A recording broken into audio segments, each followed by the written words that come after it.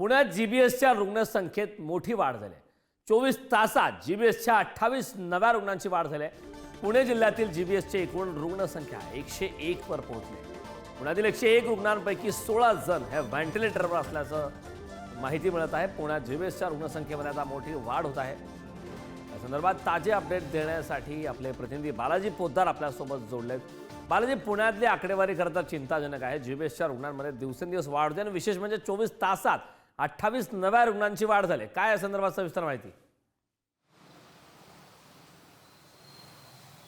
नक्कीच करण आपण जर पाहिलं तर गेल्या 24 तासात 28 रुग्ण जे आहेत ते पुण्यात नवीन आढळलेले आहेत। खरं तर 15-20 दिवसापासून ही सगळी साथ जी आहे ती सुरू आहे, मात्र एवढे अचानक रुग्ण वाढण्याची संख्या नव्हती। मात्र कालचा जो रुग्णसंख्येचा आकडा आहे त्यामुळे आता आरोग्य विभाग सतर्क झालाय। पुण्यातल्या कमला नेहरू हॉस्पिटलमध्ये आजपासून त्यासाठी ICU बेडचं एक 15 बेडचा ICU उभं करण्यात आलेला आहे। त्याचबरोबर पुणे महानगरपालिकेच्या वतीने 11 ठिकाणी पाण्याचे सॅम्पल आहेत ते सॅम्पल घेण्यात आलेले होते आणि ते प्रयोगशाळेत पाठवलेले होते। काही ठिकाणी त्या ठिकाणी त्रुटी आढळून आलेल्या आहेत, त्यामुळे त्यावरही उपाययोजना सुरू आहेत।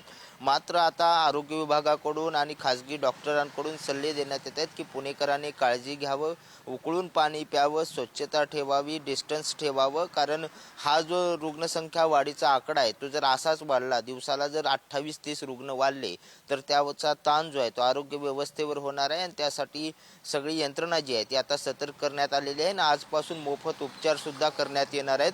पुणे जिल्ह्यात जवळपास 25,000 खूप धन्यवाद या सविस्तर अशा माहितीबद्दल।